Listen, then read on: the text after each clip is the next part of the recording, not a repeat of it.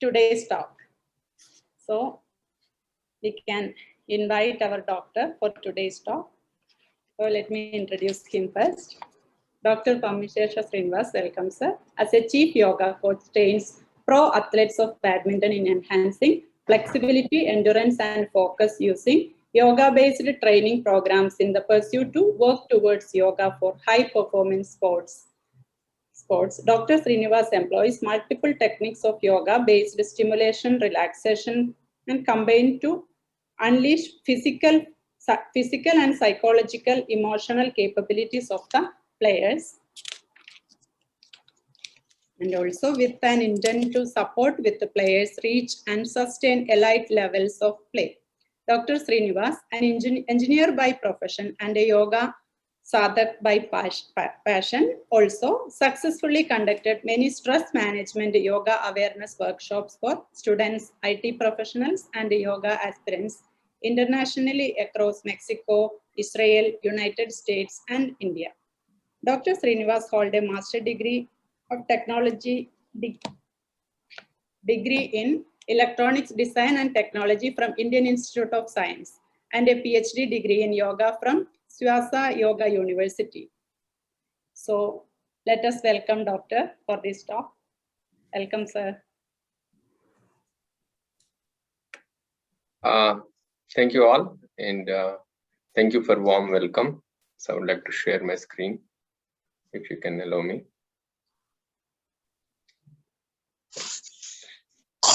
Yes. Okay. I hope you're able to see my screen now. Yes. Yeah. So good morning, all. I'm happy to be part of all of you here. And today is International Yoga Day. And to mark the International Yoga Day, we are going to go through the awareness session, as well as the brief practice session of yoga today. And it's a good to start our day with that. So this is yoga and well-being is the topic, and then I just want to tell you that United Nations also, when we came up with this topic of yoga and well-being, I was surprised to see that United Nations also marked the theme of International Yoga Day 2021 with the same theme, which we did unknowingly. So it's coincidentally so good that our theme and the International Yoga Day theme by United Nations is also the same.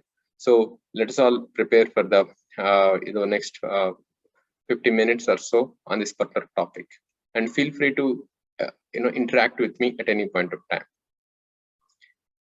As Mridula mentioned, I am engineer by profession, yoga sadhaka by passion.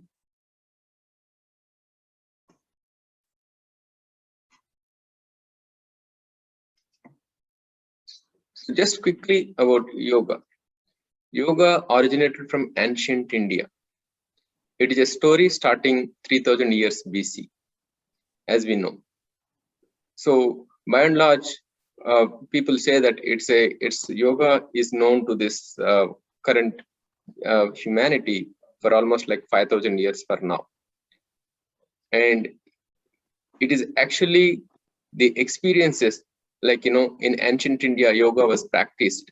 It was documented by travelers who came to ancient India at that time.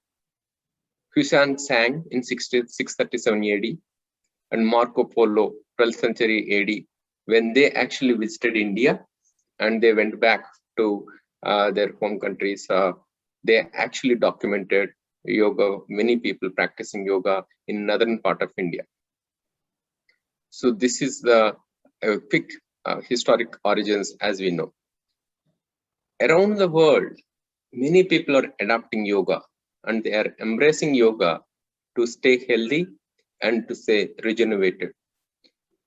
As Mridula madam mentioned, right, I had an opportunity to kind of take awareness sessions, practice sessions in Mexico, and I was very surprised that many people in other parts of the world are also doing with a lot of dedication, happiness. this particular yoga practice. So, and many people have embraced yoga to stay healthy and regenerated.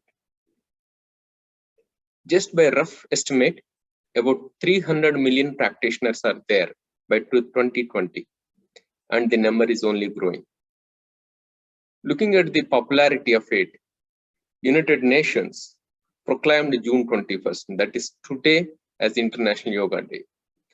This resolution was passed on 11th December 2014, recognizing the universal appeal of yoga. About 175 member states out of 193 member states have adopted this resolution, endorsed this resolution without even a vote. So that is the power of yoga across all continents.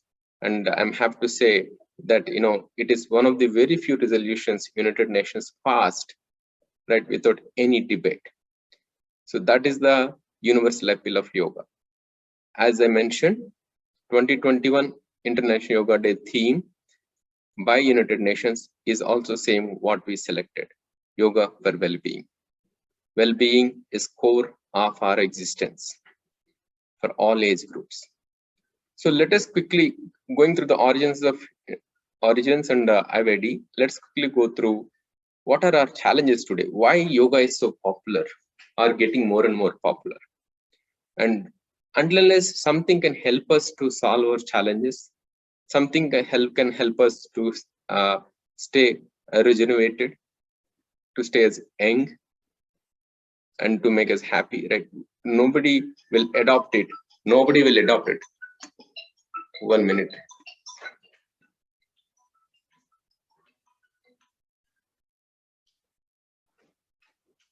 Sorry about this, right? So nobody will adopt it.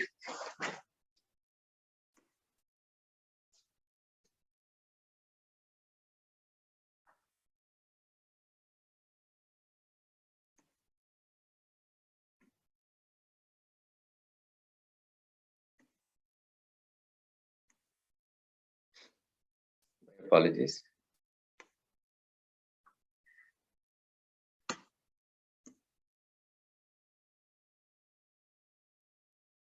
Can you see my screen? No, Dr. Srinivas. Okay. Yes. Yeah. Can you see my screen now? Yeah, correct. Okay. Yeah. Unless we have that, unless something can really kind of help us to solve our challenges or help us to stay regenerated, right? Nothing will actually be so popular. So our challenges today. Yeah, our challenges today is staying healthy and engaged for all age groups. We want to stay healthy and we want to stay engaged. Additionally, we have COVID-19 pandemic challenges, which continues to upend our lives and livelihoods. It's the top priority for all of us. And extended work from home and study from home is also creating an impact. For example, if somebody is working, they're actually, we need to see our peers face to face to create that trust, that bonding, work level bonding, so that we actually get the business going.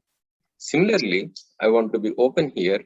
We are also used at home also, everybody has their own space and everybody being locked in the same house for extended period of time, it is also throwing communication challenges. Similarly, for the students, study from home, it also has a lot of impact because virtual sessions are good, but not having the face-to-face contact with teachers or the peer students, also creating additional impact. And we are all getting connected to virtual, all the electronic devices. It is also creating similar challenges. So ADHD, attention deficit hypertension disorder. Either we are not able to focus or we are hyper in what we are doing. So this is something which is generally seen in in stress, but now it is basically also more visible with pandemic, even across all age groups. So these are the extended work from home and study from home impact. Physical health impact possibilities, that currently COVID-19 is still not over. The dry cough, white blood count, cell reduction, loss of breath, this is at a physical level. At a psychological level, quarantine, isolation, anxiety, depression, sleep issues. So we have kind of a lot of issues with the COVID-19 which we need to handle today. On top of it, ability to extend support for family and friends. It is also very important. We are actually, we want to see our as family members. We wanted to be with them, extended family members, and COVID-19 has actually thrown a lot of challenges. So it creates a lot of stress, a lot of challenges on how we do it. And it also impacts how we actually do our day-to-day life, even if we are far from the situation, just hoping that things will be all right. So these are the challenges. And apart from that, we all need to do in our fields, either education or business or research or job, we all want to get the edge with continuous hard work and get our, we want to stay ahead of the competition. So these are the challenges we have today. I just want to bring to your kind notice, well-being and self-management is key more than ever. I mean, I was thinking that, how we can handle these challenges, and I'm also going through some of these research papers. I understand day by day that how we manage ourselves is very important, and keeping well-being at physical and psychological level is also very important today. The challenges, because we don't know by the evening what kind of challenge we may have to face, what kind of phone call we have to lift, what kind of support we have to do, and also what kind of support the kid would need, or support the spouse or the extended family member need. So a lot of job insecurities, a lot of multiple challenges we have to face. So if we actually have well-being and is taken care, and if we manage ourselves, then I think we will be able to succeed in all our challenges. And we will see that how yoga can help us in this. I just want to tell you that, as we understand that self-management and well-being is the key for success more than ever now. So let's understand what is well-being. Well-being at a physical level. Well-being at a physical level is, it's can be understood as homeostasis in medical terms. What is homeostasis? Is a state of equilibrium between the opposite but interdependent elements of the group. So I'll want to give you an example, as you see on the screen right side. I just want to give a glimpse on how the glucose levels in the body get settled, because today diabetes, hypertension, cardiac diseases, right? These are one of the major health issues. If the body is having low blood glucose, right, then it will send a signal to the pancreas, and the pancreas will release alpha cells, glucons released by alpha cells, to the liver, and the liver will actually release more glucose. So here there is a less glucose in the blood, and there is more glucose in the blood. Here, if you see on the right top here, now if more and more glucose is there, then that signal will go to the pancreas, and then there is going to be beta cells released, and the higher glucose is actually consumed in the fat cells, and again bringing the balance. So it is always a balance between the high and the low. So, and then you have to maintain this stable condition.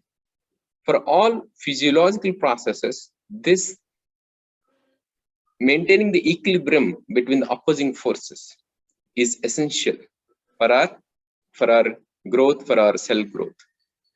So homeostasis is really kind of bringing the balance between the two opposing forces. So that's what I say here, is that a relatively stable state of equilibrium between the opposite but interdependent elements of the group, because so that is the homeostasis. And if the homeostasis is disturbed, then the obesity, hypertension, type 2 diabetes, or the cardiac diseases, there are all some of the types of the issues due to homeostasis imbalance. So now we want to understand what is the homeostasis really in terms of yogic literature. So we understand that homeostasis is really the well-being at a physical level. At a human physiology level, homeostasis can be understood as a well-being at a physical level, at all life processes. The homeostasis can be translated into samasthiti in the Sanskrit, samasthiti. So if you are able to maintain the samasthiti in the internal body processes, regulate the nervous impulses, regulate the blood flows or the glucose levels at a physical level, then yes, at physical level, we are actually kind of in a state of well-being. Similarly, at a psychological level also. So overall, this is a samasthiti is what really means a well-being from Sanskrit literature. Now, let us see, does yoga help us to achieve samasthiti? Now that we understood well-being can be translated as samasthiti, does yoga help us to achieve samasthiti? So before that, the yoga is predominantly a mind stuff. We all see that hey, yoga, and we see a lot of flexible postures, which is very good, but it is predominantly a mind stuff. I will come to that why some 3000 years BC, why our ancestors thought that it is more a mind stuff, how it starts. The reason is that as per the ancient scriptures, the vyati is really the disease. Disease is really disease. Vyadi starts at the mind. When it starts at the mind, it is called adi. And then when it starts and percolates to the physical body, it becomes vyadi. So then they understood that we have to start at the origin. To maintain the well-being, we have to maintain the balance at the mind level. So that's the reason yoga is a mind stuff. So in Patanjali, he actually, it is believed that Patanjali documented. Before Patanjali also yoga was sincerely practiced, but Patanjali 3000 years BC before, right? He documented this Yoga Sutra. So Patanjali Yoga Sutras is one of the standard books in yoga philosophy. So now that we understood that all the well-being, all the balance should be at the mind level, right? So what are the businesses of the mind? If we need to maintain the balance at the mind level, what are the business of the mind? So the business of the mind, as per Patanjali, they were categorized into 5 types: pramana, viparyaya, vikalpa, nidra, smriti. These are the 5 modifications or 5 businesses of the mind. And you can see mind is always like a whirlpool. It keeps on moving. And we will see what it really means, why we say whirlpool. What is pramana? So at any point of time, if you kind of take a scan copy of each of our minds in general, either we are working towards correct knowledge, pramana, or we are contributing to the correct knowledge, or we are doing to the wrong knowledge, viparyaya, or we are doing in unproven imagination, vikalpa, or we are in the state of dullness or feeling low, maybe sleepy, all the dullness, feeling low, sleepy, this is all kind of nidra. Or last but not the least, where we spend a lot of time, recollection of what happened, that is smriti. So these are the 5 businesses of the mind. So pramana, correct knowledge, is just to give an example. Fire burns, it's a correct knowledge, right? It does not matter what age group or what person it is or she is. When you go close to the fire, it burns. That's the correct knowledge. Wrong knowledge. Poor people are lazy. I mean, we can make hypotheses, we can build a lot of a talk on this particular topic, but the basis of this is wrong knowledge. Just as an example. Or we keep on doing daydreaming or with unproven imagination. Or we are actually in the state of dullness, or we are actually feeling low, like sleepy or inactive, or to that extent that we don't want to feel active. We can actually use other kind of substances to feel not active. So this is also nidra, or we are living in memories. So as per the Patanjali Yoga Sutra, you can also cross-verify yourself, experience yourself. We are in any one of these states at any fraction of this time. So mind dwells in one of the states at any point of time. So first we understood, as per the yoga philosophy, that pramana, vikalpa, viparyaya, nidra, smrutyaha. These are the 5 businesses of the mind. So it's okay, so be it, no problem. So what happens? For example, even if you get connected to the correct knowledge, what happens?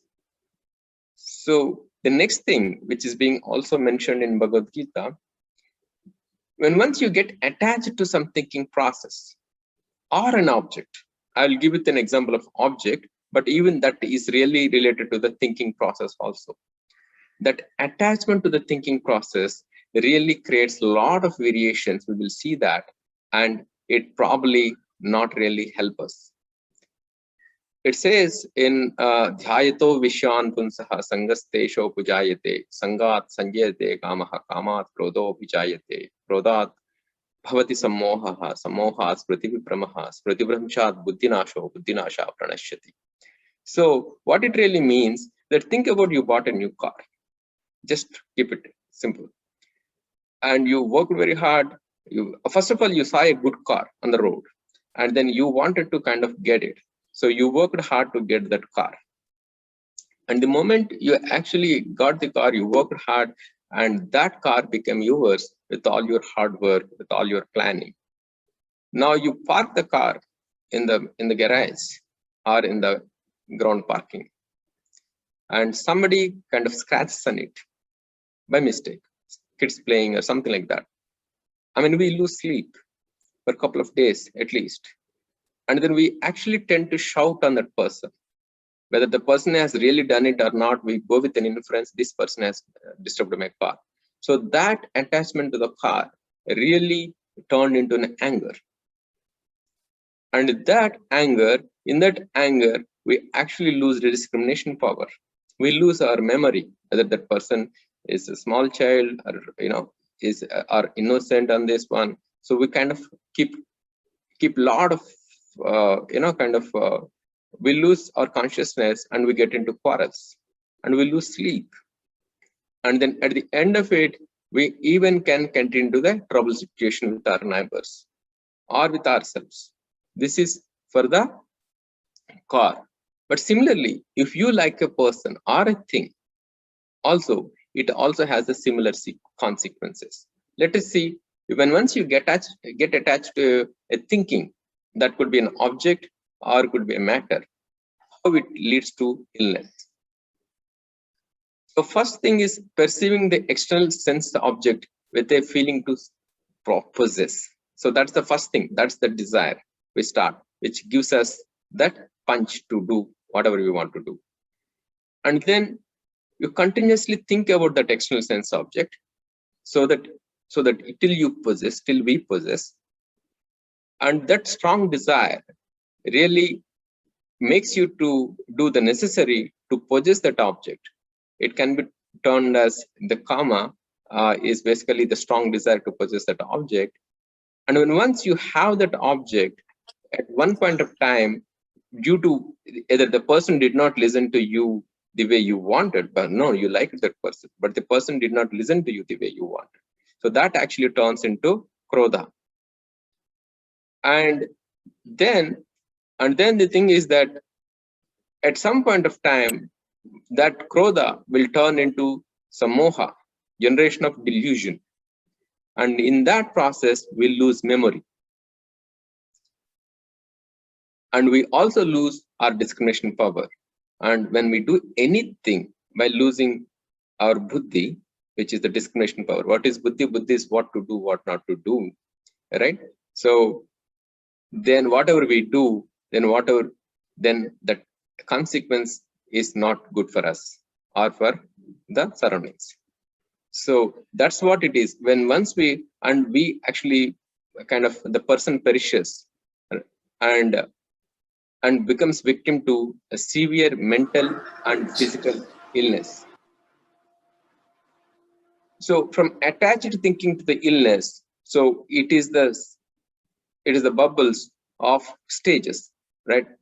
Having a strong desire to possess, and then at one point of time, that it may be a car, that may be a person you loved, and that turns into krodha, and then we actually move it to that will turn into samoha, and then buddhinasha, and finally it leads to the severe mental and physical illness, like even including diabetes, hypertension.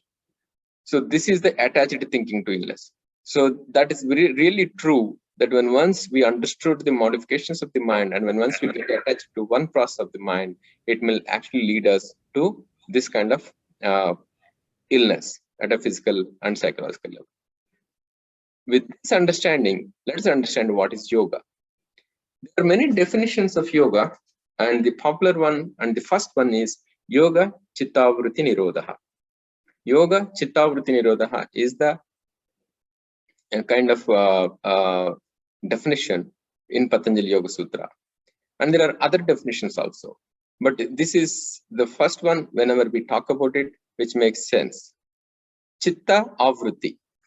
Chitta is mind, avritti is modifications or business. Restraining the mind processes from its modifications is yoga. We just understood that yoga is, we just understood what are the 5 modifications of the mind, and how when once we get attached to one kind of thing, even it could be gaining a correct knowledge or doing the right thing. Remember, when we are doing the right thing and somebody is trying to make a disturbance, we get upset about it and we shout at them, and then we feel sorry later, and then sometimes it is repairable, sometimes it is not repairable. Right? Even to the correct knowledge. I'm not talking about wrong knowledge. So this maintaining the ability to restrain, not block, restraining from the modifications of the mind is verily yoga. Yoga chittavritti nirodha. So now what is yoga? Now that we understood at a high level, I mean, yoga is a ocean, and this is a first entry into understanding it with awareness. Awareness is key in everything we do. Chitta avritti nirodha. Chitta is mind, avritti is business, modifications, nirodha is restraining. There are multiple yogas being talked about. One is Raja Yoga, which is the 8-step one. And we basically talk about the Hatha Yoga. And we basically talk about the Hatha Yoga also. But for today's context, you can actually make it 3 levels of understanding. Asana, pranayama, dhyana. A combination of asana, pranayama, dhyana can be understood as a stepping stone into the yoga. Asana is cleansing body impurities with yoga postures. Pranayama is cleansing mind impurities. Pranayama is cleansing the breath impurities. And dhyana is cleansing thought impurities. When once we have cleansed the body impurities and the breath impurities and the thought impurities, then we are starting in the path of yoga. Asana, pranayama, dhyana, a combination of these three will actually take care of the physical well-being, the breath well-being. Now, I think we all understand the power of the breath. Thanks to all the developments in this clinical world today to enhance our breath capacity to fight COVID-19. The breath, pranashedam vashemitram tritive yat pratishthitam. Like prana is like mother, and when once we actually kind of clear all the impurities in the prana, then it will take care of us as a mother who takes care of the child all the time. So that is predominantly the asana, pranayama, and dhyana all together, mixed together. It becomes yoga for us. Now, yoga and well-being. So what happens if you practice yoga regularly? Yoga is a journey. Yoga is a lifestyle. When once you practice yoga, what happens really? It says, or a regular prolonged practice, you feel we actually reach samatva. Samatva. Did you remember?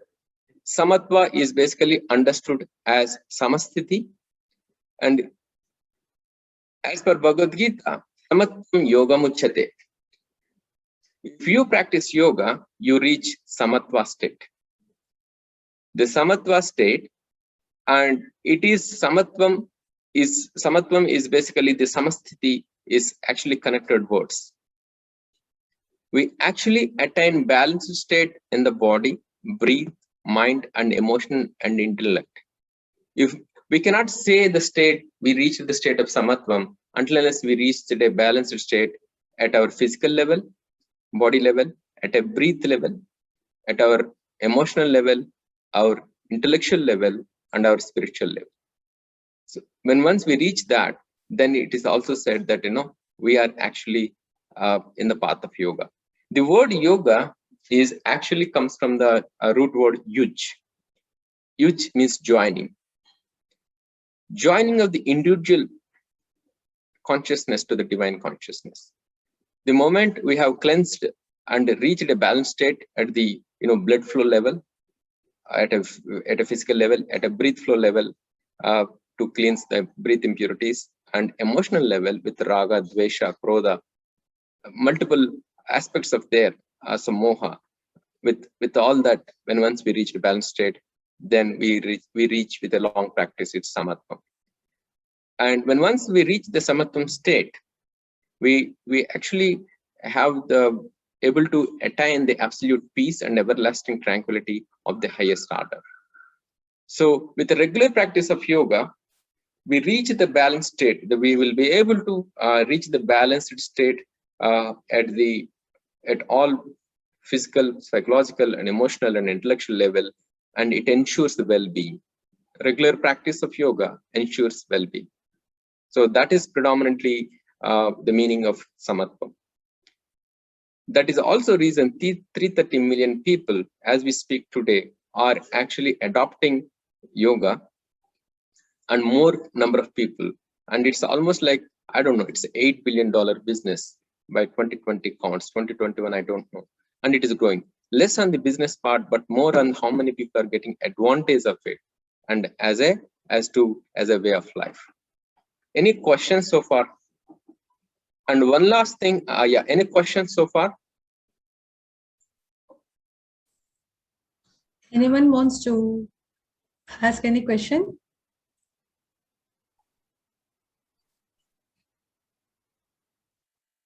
You can use the chat option also.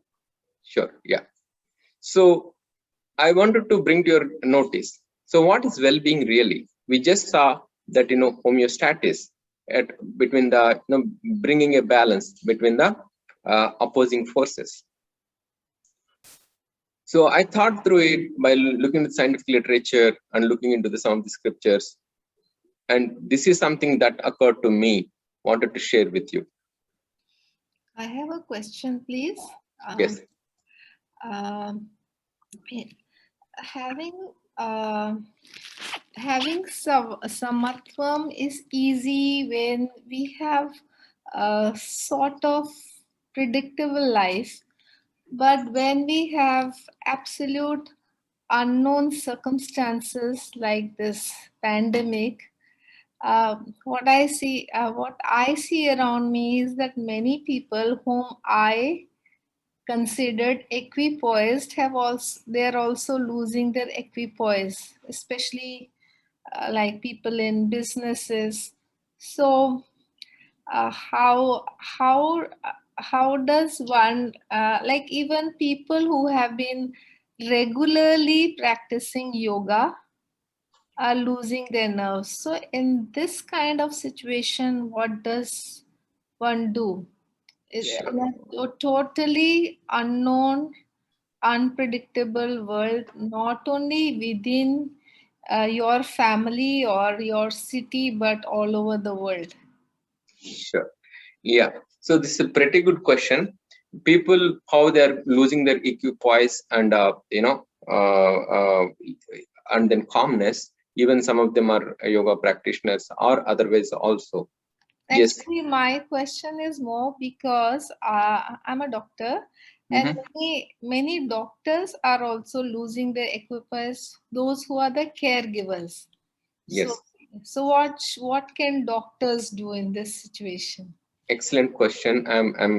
Thank you for asking this wonderful question. So I think that Abhyasa Vairagya Abhyam, I think a practice with sense of detachment. When we start on the path of yoga, yoga is a journey, and certainly it's a very inward journey and also outward journey. So a more practice and practicing as per the scriptures. Many people definitely, when it comes to difficult situations, people who can maintain calmness, they can actually go to some level of balance to some situations. But then when it comes to the nerves, then really they lose their cool. We have seen it. I mean, it happens with many of us.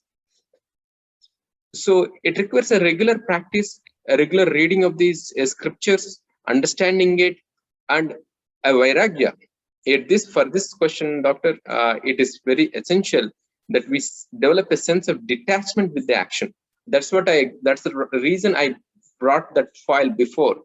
Attachment to the action leads to illness. Attachment not only to, when I say that object, it could be action, it could be a person, or it could be even the the results of the action.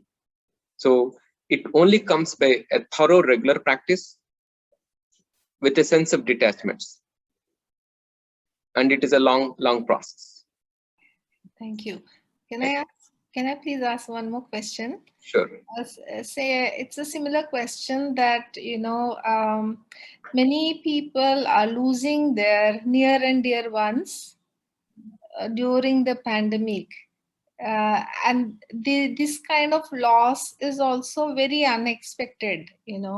Young people dying, and then sometimes you lose a main breadwinner of the family. So how can we help the other family members in this situation, taking yoga into consideration when somebody has a sudden unexpected loss? Sure. So the thing is that certainly we have seen that it is very upsetting in the either in the news, in the family, extended family circles, or in the friend circles. I agree. So how yoga can help is a lot of negative energy gets generated because of the sadness, because of all the losses the person has encountered. And with a regular practice of yoga, that whole negative energy will be converted into positive energy. So the person will still go through the phases of loss, but still the person will be able to recover quick. The person will be able to recover quick and able to kind of and I will not say that when the person, at least to my knowledge, right, it requires highest order of practice. It requires highest order of practice to understand that the birth and the deaths are part of this universal process. To get to that level of detachment requires a thorough, long, sustained practice. So, but what I can tell is that with a regular practice of yoga, the down period will be less. And when once they start, they will be seeing the hope in the next available days, and how they can recover and recoup earlier. So that yoga helps, and many people are using it. I mean, that's the reason I exactly told that United Nations on this International Yoga Day has made yoga and well-being, and World Health Organization has added yoga as a form of physical exercise for now. By 2030, how more people will be more benefited, and yoga is being kind of part of a lot of coursework today across the globe. So answer to your question, madam, is that yes, certainly there will be downtime, but with the regular practice of yoga, the uptime will be much earlier than otherwise, and it will not turn into more suffering, but actually taking the suffering and coming back quickly. Yeah. Okay. Thank you very much. Thank you very much. Yeah. Any more questions, or shall I proceed? I think All right. Vidya has a question. Yeah. Vidya? No. Yeah. So now we understood well-being. Yeah. Anybody has a question? Yeah, I'm Sham here. Can you hear me? Yes. Yes. Yeah, I thought of asking two questions. Maybe ask the first question. I mean, is yoga, I mean, if you look at our ancient literature, history, and so on, yoga is something always related to our, our Vedic literature or spirituality and so on. And if you want to do yoga to reach that equilibrium and so on, we need to have belief in some sort of, God, like a divine power, so that we will come to a conclusion that whatever we are seeing here is, all can be, it's not permanent. So, I mean, my question is that when someone practices who don't believe in this kind of, spirituality or God, purely materialistic person, is something yoga a way forward for that group of people? Sure. Yeah, I heard the question. The question is for a pure materialistic person who is not connected to this kind of any previous scriptures or any kind of understanding, can the person be on the path of on the journey of the yoga, right? Prabhakaran, is that the question? Yes. Yes. Right. Yes. Okay. A very good question again. Yes. Yoga is, for example, if you see today, yoga is being used as a therapeutic benefit, and many people are getting recovered from the COVID-19 post effects with yoga. And I actually had an opportunity to help some of these COVID patients in my neighborhood with certain yoga practices, as mentioned by Ayush Department of Central Government of India. So yoga is a body science. Yoga is a mind science. You don't need to believe in anything.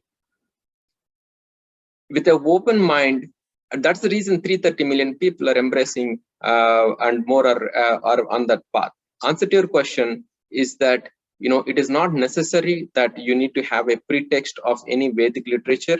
It is certainly advantageous to understand the previous literature if we have that inclination, but it is predominantly understanding our body, understanding our mind, being witness to our body, being witness to the mind, and cleansing the impurities is verily yoga.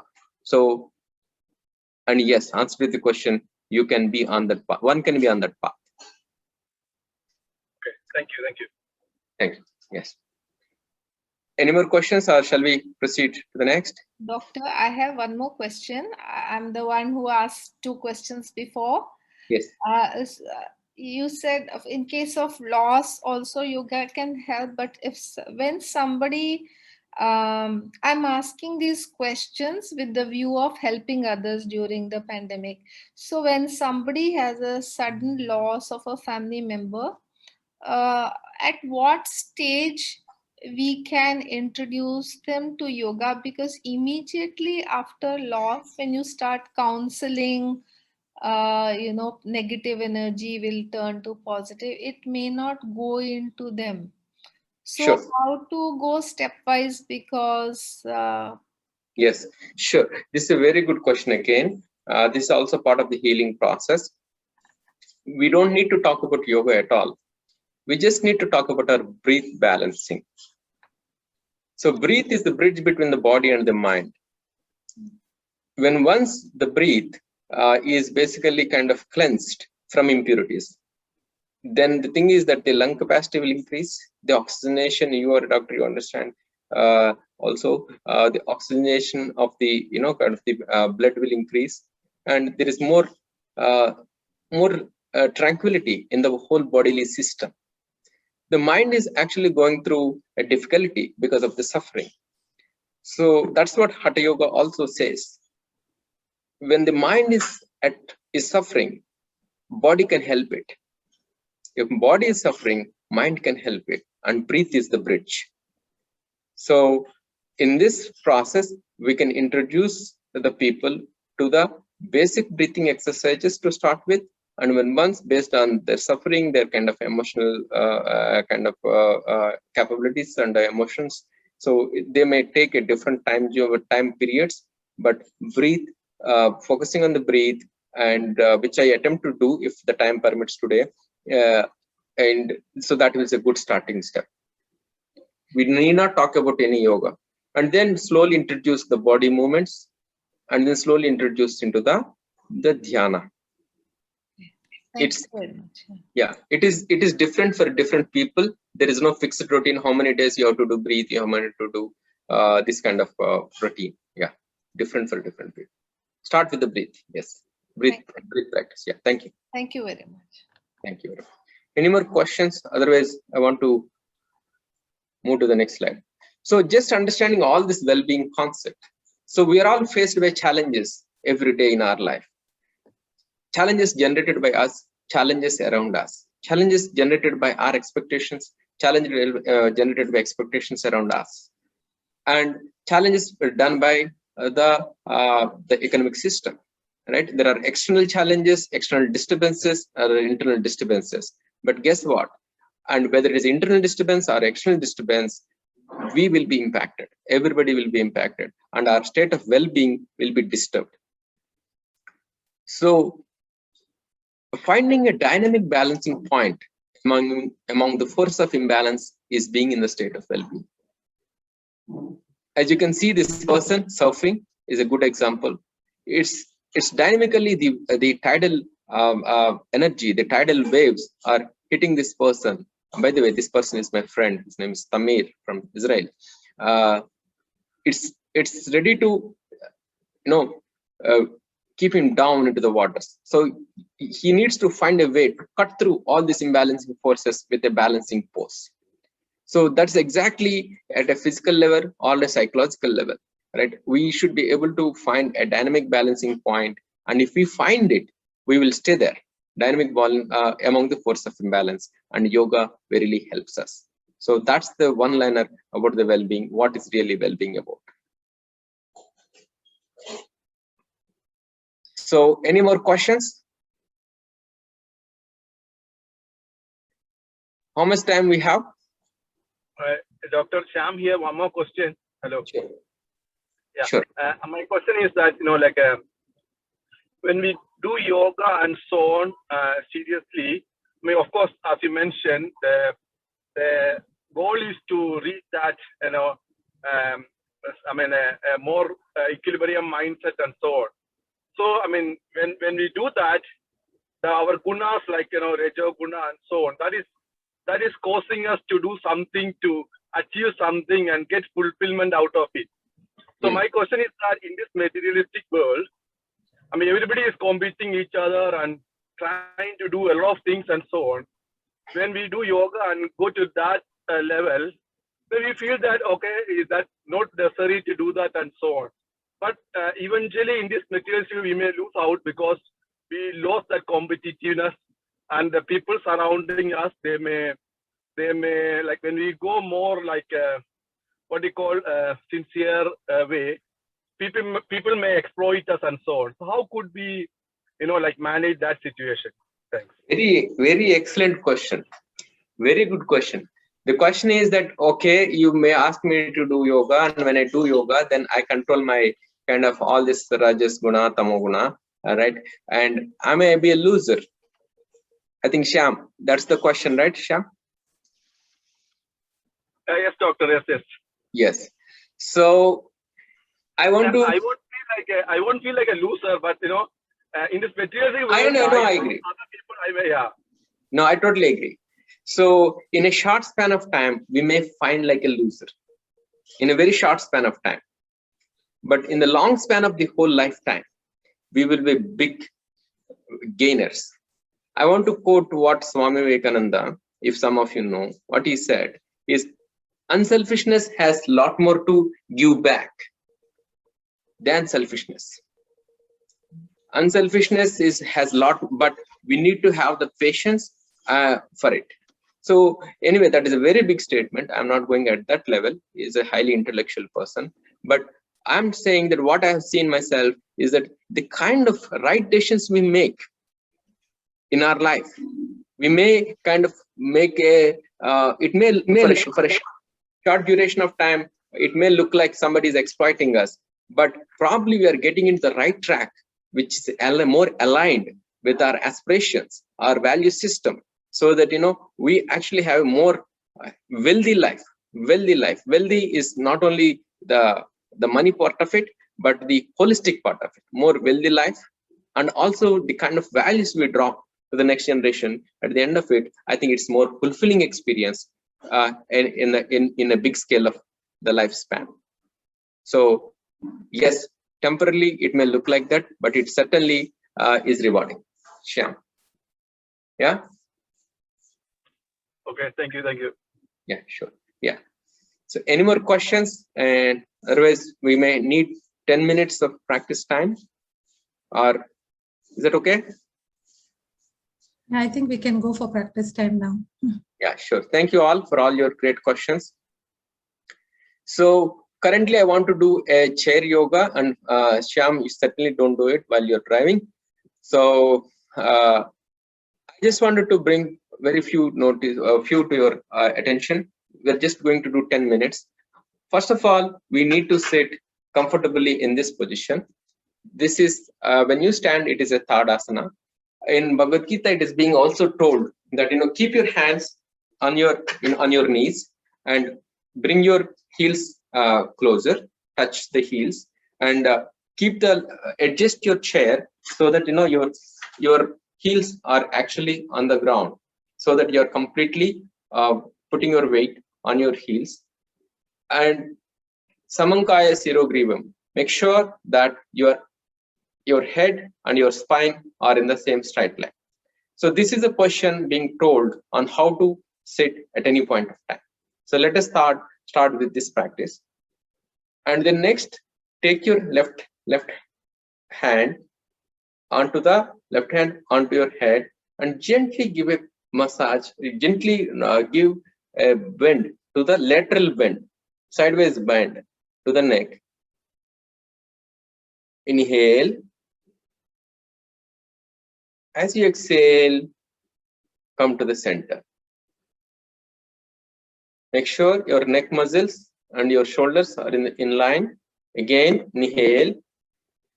As you exhale, go to the left, little bit.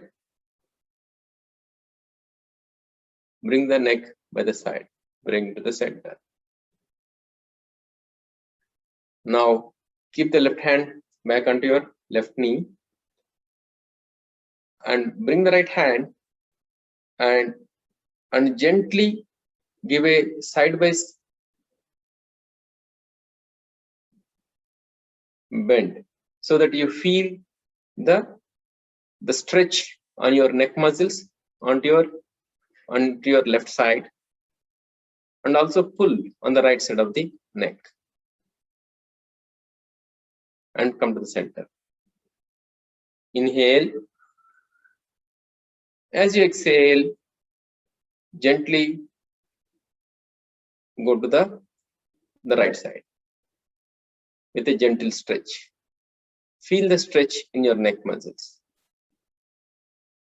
Come to the center. And now bring your hands onto your knees. Samankaya Sirugrim. Always you come back to the chair Tadasana pose. Always. Now this is called Hasta position 3, Hasta Uttanasana. Actually, kind of interlock your fingers and make your stretch completely up. Close your eyes. Do not bend the hands and stretch the hands completely up and the palms facing the roof. Feel the elongation of the lungs in the vertical direction. Inhale, and as you exhale, bring the hands down.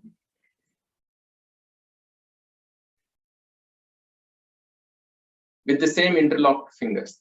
Again, inhale, take the hands.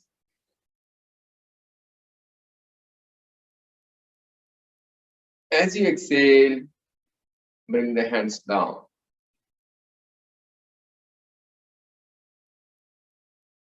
And interlock your fingers on your chest. Interlock your fingers on your chest like this. Inhale, hands up.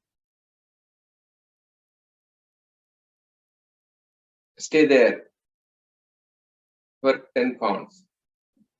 10, 9, 8, 7, 6, 5, 4, 3, 2, 1, 0. Gently bring the hands down. Keep the hands interlocked only. And keep the hands on your knees. Maintain the chair Tadasana pose. Feel the relaxation in your hands and in your head region. And feel the relaxation trickling down to the body. Now again, interlock your hands, and keep in your chest. And this is called Hatha Uttanasana. Raise your hands. Inhale. And bend to the right side laterally and look between the hands. Exhale, come to the center. Look up between the hands. Inhale. And exhale, turn to the other side. To the left side. Inhale, come to the center. Exhale, hands on the knees again. This is called Hatha Uttanasana. This is something which we can do in the, sitting in the chair. One more time, interlock your hands and then raise the hands completely up. Look up. Inhale. As you exhale, turn to the right. Make sure your hip bones are completely on the chair.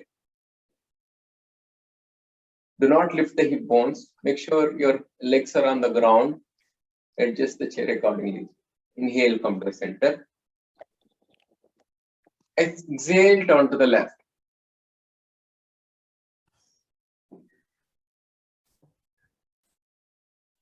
Inhale, center. Exhale with the same position. Exhale. Feel your lungs. Stretch, open your arms, fingers. Inhale. Turn to the right. We are going to stay there for 10 counts. Right side bending. 10, 9, 8, 7, 6, 5, 4, 3, 2, 1, 0. Come to the center. Now to the left. Gently with both hip bones completely grounded on the chair. A lateral bend. 10, 9, 8, 7, 6, 5, 4, 3, 2, 1, 0. And slowly bring the hands on the knees. Chair Tadasana pose. Head and the trunk in same region, same line. Close your eyes. Take a deep breath in. Slow breathe out. Again, take a deep breath in. Take a slow breath out. All right, we are going to do this another position called Partha Konasana. Just it is in the position, but I'll adjust the camera if that can be of help. So we are going to open your legs and then keep your right hand onto the left thigh bone, and then take your hand and then basically down and look there. This is called Partha Konasana, lateral bending. Do not come forward or backward. Come to the center again. Open your legs and keep the right hand on the right thigh, left hand on the left thigh, right knee on the right thigh. Hold the left thigh from the outside and take the hand up. Inhale and laterally bend. It is going to,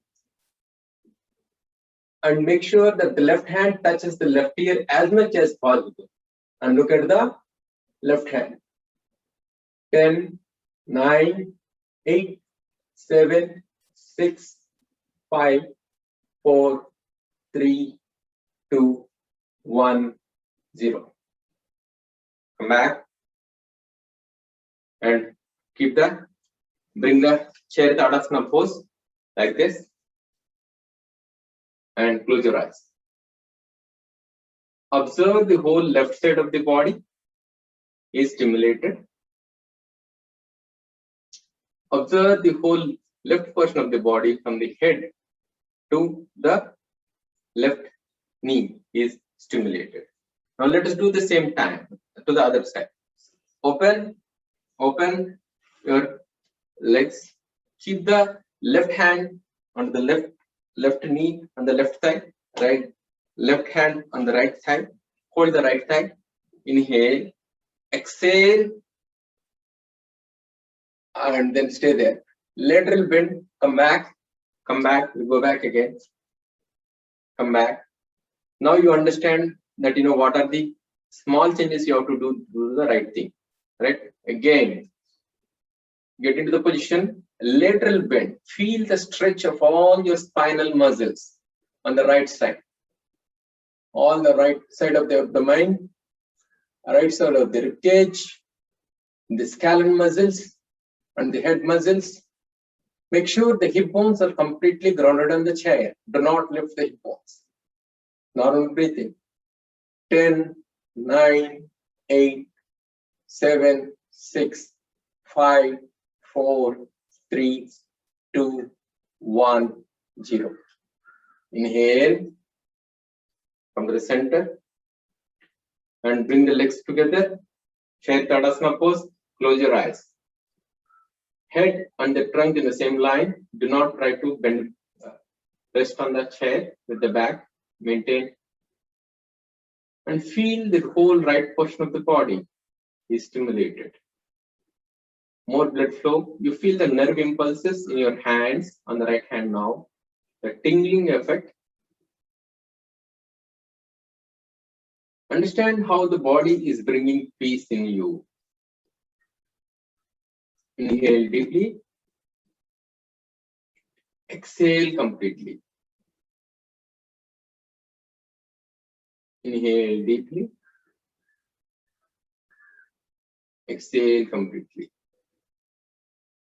Let us do chair Partha Konasana again one more time. Open your legs. Keep the left hand under the left thigh and the left hand touching the holding the right thigh and lateral bend. Stay there. Close your eyes now. Be with your breath. Inhale slowly. Exhale completely.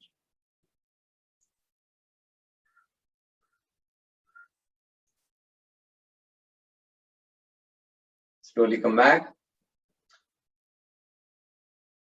And now to the other side.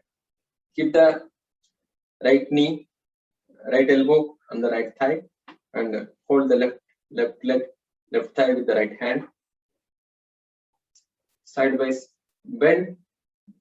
Lift the left bicep touch the left ear. Close your eyes. Balance your weight on the hip bones completely. Equal pressure on both the hip bones. Be with your breath. Inhale slowly. Exhale completely.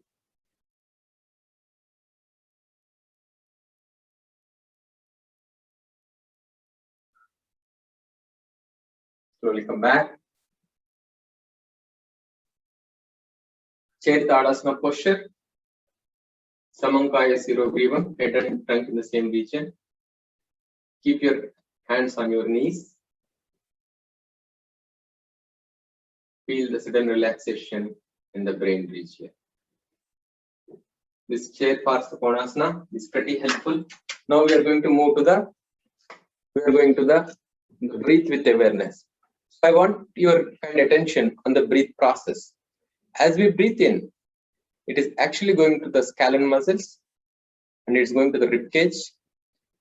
And as you inhale, the chest expands and the diaphragm contracts.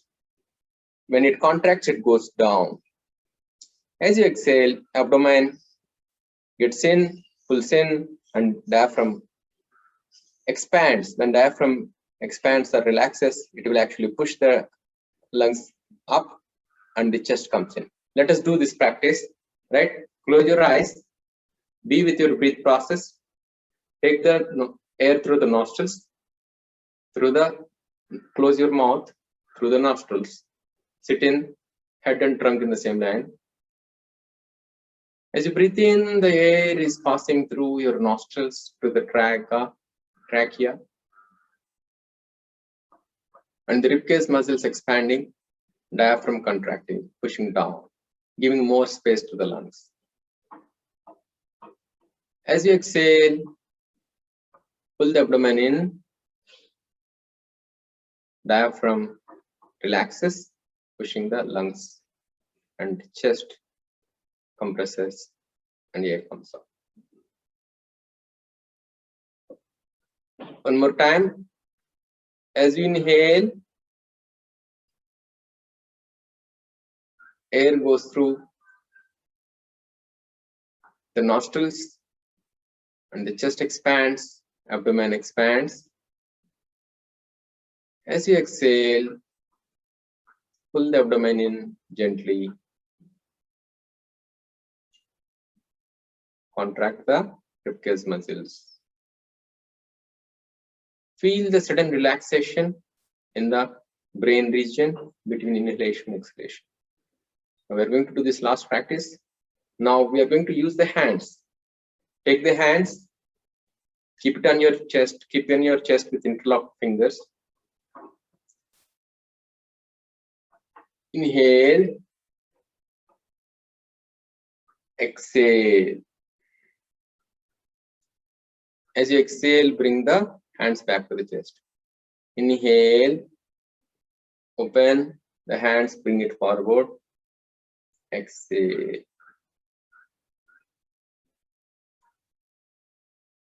Now as you exhale, open your mouth. Now inhale. Stay there. Stay there in this position. Exhale with the mouth.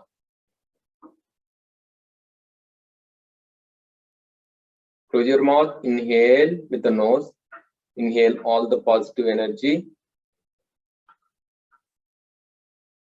Open your mouth. Exhale all the negative energy.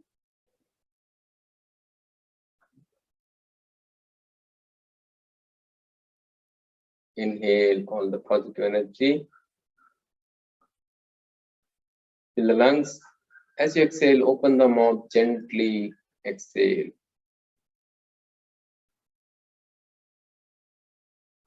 Bring the hands onto your knees. Stay in silence.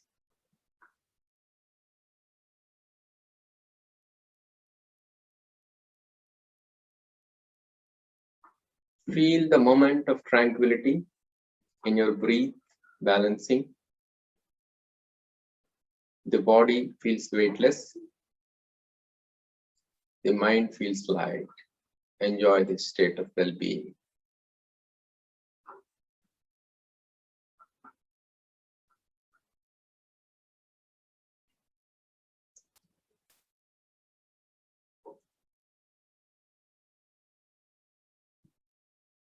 As and when you're okay, you can open your eyes. Any questions on the interaction? Any more interaction questions? Anybody has?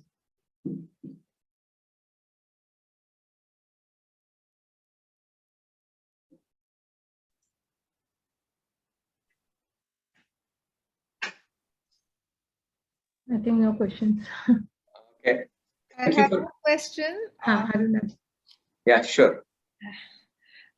Not really very related to yoga, but you know, in the beginning you have spoken about the states of mind, so which is pramana, vipraya, vikalpa, nidra, smriti. So in the present times when we are all at home,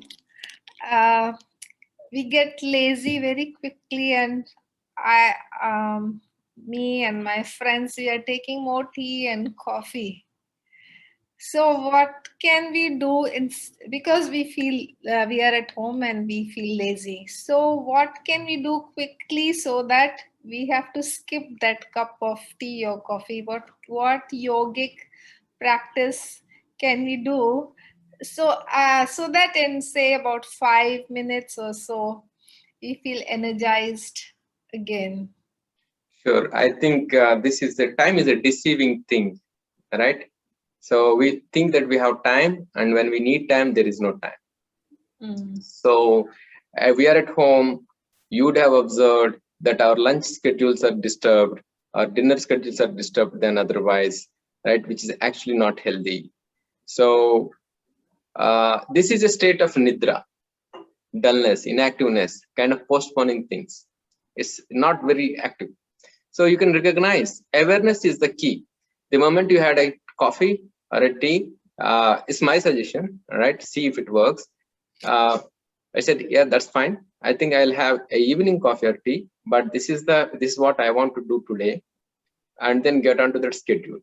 So how yoga can help on that and that subtle things? It can certainly help. Start your day with a yoga practice immediately after brushing your teeth and after taking a bath or just before bath, as per your schedule, and then see what changes it will make and let me know. So you will be more awareful of your actions. So then your voice. The point is that it is always said that the awareness in everything we do, it drives us where we want to get to. It could be a coffee, one extra cup of coffee, or kind of not taking that meeting call, or kind of taking that meeting call, or listening, actively listening to our partners, right? That awareness will be little more, certainly. Give it a try and let me know. Thank you. And one more question. A lot of people complain of sleep disturbances during this pandemic time because they are not going out much and their movements are less. So any technique before bedtime to have Sure. a good sleep and not take too much time? I mean, they have tensions also, that's why they don't sleep, scared of loss of job, etc. So for sleeping. Yes. So if you look into the sleep, right, sleep itself is a big scientific study, right? And many people, when we sleep, there are some of us will do rapid eye movements with closed eyes. And we are actually into it's a big research study on that. Answer to your question, there are some certain techniques one will eventually get to it with basic exercises. You cannot just get into it. You have to work for it. Right. So there is a concept called Yoga Nidra, which actually 3 hours of Yoga Nidra, it is scientifically proven in a French university. 3 hours of Yoga Nidra is as good as 6 hours of sleep. So a complete silence in the body, breathe, and the mind. That's what you achieve with a regular practice of yoga. So it really does not require 7-8 hours of sleep, really. Because if you look into our sleep pattern of 6 hours, 7 hours after, that Amazon Prime movies, right, or whatever it is, right, we're really sleeping at 1:30 in the night, and we are getting up, we're worried, maid comes in the morning or something like that, right? Or we need to get out and we need to keep our dishing and washing clothes or doing the dishes, right? So we are worried about that. So eventually, even if we sleep at 11:30, 12 in the night, even if we get up at 7, effective sleep is only 2 hours. So actually, yeah. Sorry to interrupt you. The people who are having meetings these days late at night, say at 10, at 11, because they are working with different time zones, they keep asking. After that meeting, it's very difficult to fall off to sleep for quite some time. So what can they do? Sure. A regular yoga practice. A regular yoga practice which has the awareness embedded in it. I mean, do not look at yoga practice as a physical exercise, because at any point of time, the awareness in everything we do is we are a body, mind, breathe complex. That's what asana tells us. Yes. Stiram sukham asanam. A stable, comfortable posture is asana. How we can be stable if the mind is not stable? By sitting itself, we are not stable. So with a regular practice of asana, even if it is a simple asana, you don't need to pick up a complex asana. And with good guidance of the teacher initially, all right, then you actually get that restraining the mind modifications. Again, this comes to the mind modifications. If you can detach from your mind modifications right around the time of the sleep, you are ensured of the good sleep, which is a self-repair mechanism for the body and the mind.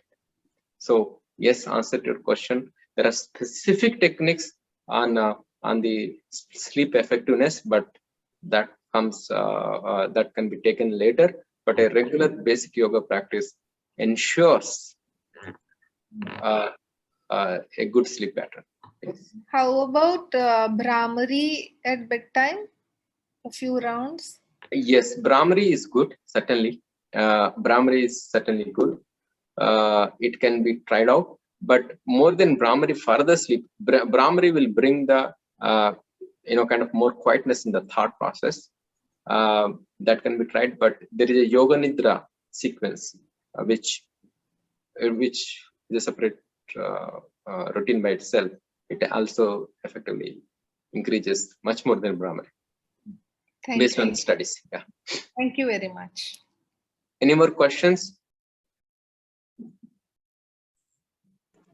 Thank you for participating, and I request you to take few minutes to provide your kind feedback on this event. I'm very happy to start this day 7 a.m. here, local time.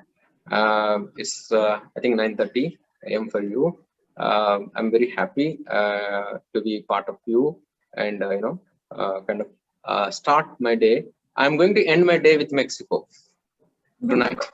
9:30 to 10:30 in the night, right? So feel so basically Mexico time zone. Yeah. So I'm very happy, and I really request you to kind of take few minutes and provide kind feedback. I have provided to Dr. Asha Rani this is my yoga blog spot, right? And please provide your feedback there. Wish you all a happy International Yoga Day. I hope with more awareness, yoga as a way of life, yoga as a religion, universal religion of body, breathe, mind, science. It brings more tranquility, more well-being to you, to your nearby, and to all around. Sarve Jana Sukhino Bhavantu. let all life beings be happy. Thank you so much, Doctor. Thank you very much. Thank you. Thank you, Doctor. Very much. Yeah. Thank you. Thank you, Dr. Srinivas. That was very informative, very enriching, and I'm sure we all learned a lot. Thank you, everyone who has taken time out to join us this morning.